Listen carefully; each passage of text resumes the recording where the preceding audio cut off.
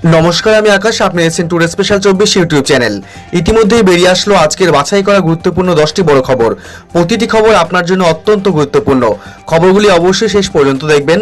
আপনার কাছে ছোট্ট একটি অনুরোধ, ভিডিওটিতে একটি লাইক করবেন আর ভিডিওটির নিচে লাল সাবস্ক্রাইব বাটনটি ক্লিক করে পাশে আসা ঘন্টাটিও চেপে দেবেন এই ধরনের নতুন লেটেস্ট ট্রেন্ডিং খবরগুলি সবার আগে দেখার জন্য। শুরুতেই চোখ রাখবো আরো একবার বড় খবরে। করোনার জেরে বাতিল একাদশ শ্রেণীর পরীক্ষা, উচ্চ মাধ্যমিক হবে নিজের স্কুলেই। মারণ কোভিডের দ্বিতীয় ঢেউয়ে বিপর্যস্ত গোটা দেশ, রাজ্যেও প্রতিদিন বাড়ছে আক্রান্তের সংখ্যা।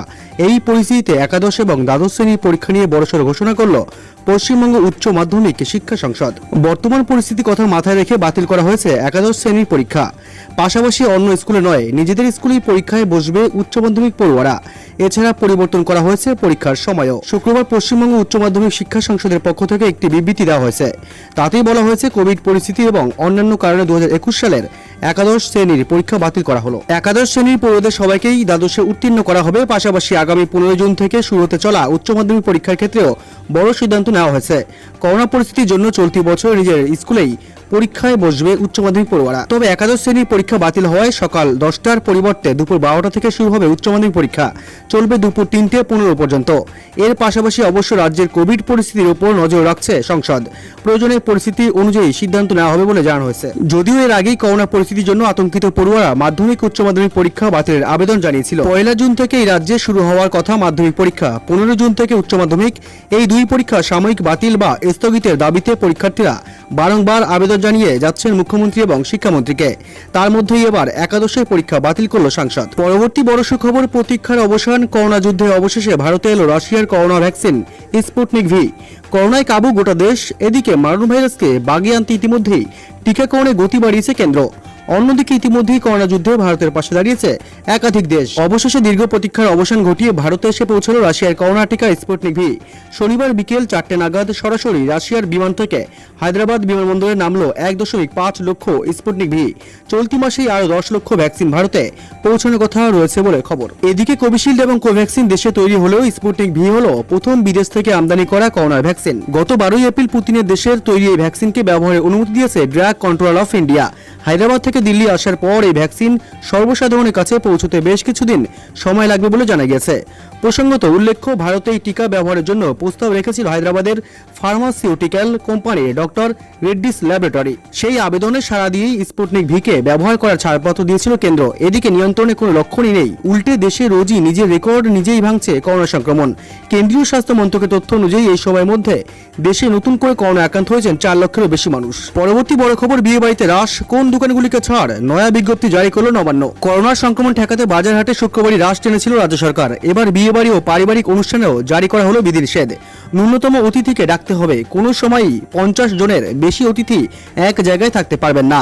এর পাশাপাশি কি কি দোকান নির্ধারিত সময়সীমার বাইরে খোলা থাকবে তা নিয়েও সংশয়ও নিরসন করেছে রাজ্য সরকার। নবান্ন বিজ্ঞপ্তি দিয়ে জানিয়েছে, বিয়েবাড়ি ও অন্যান্য পারিবারিক অনুষ্ঠানে কঠোরভাবে মানতে হবে কোভিড বিধি। মাস্ক, স্যানিটাইজার ও সামাজিক দূরত্ব রাখতে হবে। অতিথির সংখ্যা থাকতে হবে ন্যূনতম, কোনো সময় 50 জনের বেশি অতিথি থাকবেন না। এদিকে বাজারহাট খোলা রাখার ক্ষেত্রে নবান্ন জানিয়েছিল, সকাল 7টা থেকে 10টা ও বিকেল 3টে থেকে 5টা পর্যন্ত খোলা রাখা যাবে। ছাড় দেওয়া হয়েছে ওষুধের দোকান, মুদি দোকান ও অত্যাবশ্যকীয় পণ্যের দোকানকে।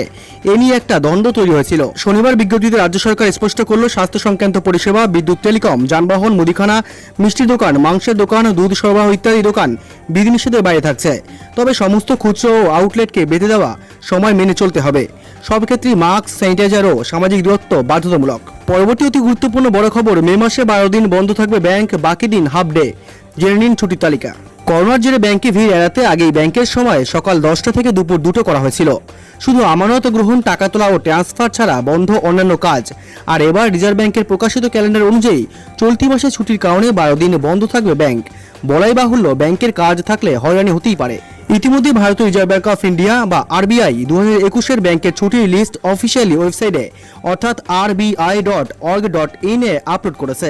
সেই অনুযায়ী রবিবার, দ্বিতীয় ও চতুর্থ শনিবার ছাড়াও মে মাসে রমজান, ঈদ, অক্ষয় তৃতীয়া ও বুদ্ধ পূর্ণিমার মতো একাধিক বিশেষ দিনে ছুটি রয়েছে। জেনে নিন তাহলে বিস্তারিত। পয়লা মেতে ব্যাংক বন্ধ ছিল মহারাষ্ট্র দিবস, মে দিবসের কারণে একাধিক রাজ্যে ব্যাংক বন্ধ ছিল। তার মধ্যে এ রাজ্যেও বন্ধ ছিল ব্যাংক। 2রা মে রবিবার থাকায় ব্যাংক এমনিতেই বন্ধ। 7ই মে জম্মু উল বিদ, জম্মু ও শ্রীনগরে ব্যাংক বন্ধ। 8ই মে দ্বিতীয় শনিবার থাকায় বন্ধ থাকবে ব্যাংক। 9ই মে রবীন্দ্র জয়ন্তী এবং রবিবারের সাপ্তাহিক ছুটি। 13ই মে ঈদ উল ফিতর, এদিকে অনেক জায়গাতেই ব্যাংক বন্ধ থাকবে। 14ই মে ভগবান শ্রী পরশুরাম জয়ন্তী, ঈদ উল ফিতর এবং অক্ষয় তৃতীয়া, কাজেই এদিনও বন্ধ থাকছে ব্যাংক। 16ই মে রবিবার বন্ধ থাকবে ব্যাংক। 22শে মে চতুর্থ শনিবার, তাই বন্ধ থাকবে ব্যাংক। 23শে মে রবিবার, তাই বন্ধ থাকবে ব্যাংক। 26শে মে বুদ্ধ পূর্ণিমা থাকায় ফের বন্ধ ব্যাংক। 30শে মে রবিবার, তাই এমনিতেই বন্ধ থাকবে ব্যাংক। পরবর্তী বড় খবর, নতুন নিয়মে মদের দোকান খোলা থাকবে কখন, জেনে নিন বিস্তারিত। সুরাপিপাসুরা তৈরি হয়ে যান, মদ সংগ্রহ করতে হবে সরকারের বেঁধে দেওয়ার সময়ের মধ্যেই। ব্যাপারটা কিন্তু এরকম ভাবার কোনো কারণ নেই যে বার বন্ধ থাকলেও মদের দোকান আগের মতো সারাদিন খোলা থাকবে। যে নিয়মে বাজার খোলা এবং বন্ধ রাখার বিষয়ে সরকারি নির্দেশিকা জারি হয়েছে, সেই নিয়মেই খোলা থাকবে মদের দোকান। এর ফলে এই সময়ের মধ্যেই প্রয়োজনীয় মদ সংগ্রহ করতে হবে। এ বিষয়ে রাজ্য পুলিশের এক কর্তা জানিয়েছেন, সরকারি নির্দেশে লেখা আছে বার বন্ধ থাকবে। তখন প্রশ্নটা জাগে যে অফশপ বা যেখানে শুধু মদ বিক্রি হয় এবং খাওয়া যায় না, সেই দোকানগুলোর ক্ষেত্রে কি হবে। এরপরই আবগারি দপ্তরের সঙ্গে যোগাযোগ করা হলে সেখান থেকে আমাদের পরিষ্কার জানিয়ে দেওয়া হয়, মদ যেহেতু এমার্জেন্সি দ্রব্যের মধ্যে পড়ে না, তাই এই দোকানও অন্যান্য দোকানের মতোই খোলা থাকবে সকাল 7টা থেকে 10টা এবং বিকেল 3টে থেকে 5টা। মদ্যপায়ীদের এই সময়ের মধ্যেই মদ সংগ্রহ করতে হবে এবং অবশ্যই করোনা বিধি মেনে, অন্যথা হলেই ব্যবস্থা নেওয়া হবে। ইতিমধ্যেই নির্দেশ জানিয়ে দেওয়া হয়েছে মদের অফশপ মালিকদের। ওই পুলিশ কর্তার কথা অনুযায়ী সংশ্লিষ্ট থানাগুলিকেও বলা হয়েছে এ বিষয়ে কড়া নজরদারি চালাতে।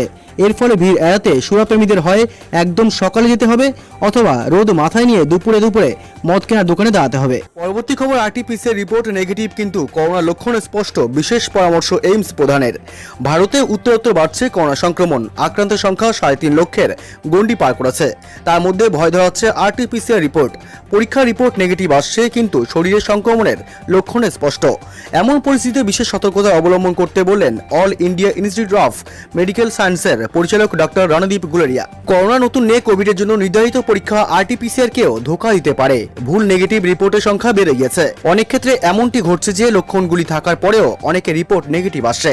এই সম্পর্কে কোভিড-19 কেন্দ্রীয় টাস্ক ফোর্সের সদস্য এবং এইমস ডিরেক্টর ডাক্তার গুলেরিয়া জানিয়েছেন, করোনা রিপোর্ট নেগেটিভ হওয়ার পর শরীরে যদি কোভিডের লক্ষণ দেখা যায় তবে তাদের করোনা প্রোটোকলের আওতায় চিকিৎসা করা উচিত। তিনি বলেন যে কোভিডের এই নে খুব সংক্রামক। যদি কেউ 1 মিনিটের জন্য এমন কোনো সংক্রমিত ব্যক্তির সংস্পর্শে আসেন তবে সেও সংক্রমিত হয়ে পড়ছে। র্যাপিড অক্সিজেন টেস্ট আরএটি অথবা আরটিপিসিআর টেস্ট, এতদিন এই দুই ছিল করোনা ধরার অস্ত্র। নতুন নে আর তেমনটা নয়, দেখা যাচ্ছে রিপোর্ট নেগেটিভ আসছে। বাড়ি গিয়ে ফের জ্বর এসেছে রোগীর। ইতিমধ্যেই গুজরাটে এমন অসংখ্য রোগীর খোঁজ পাওয়া গেছে।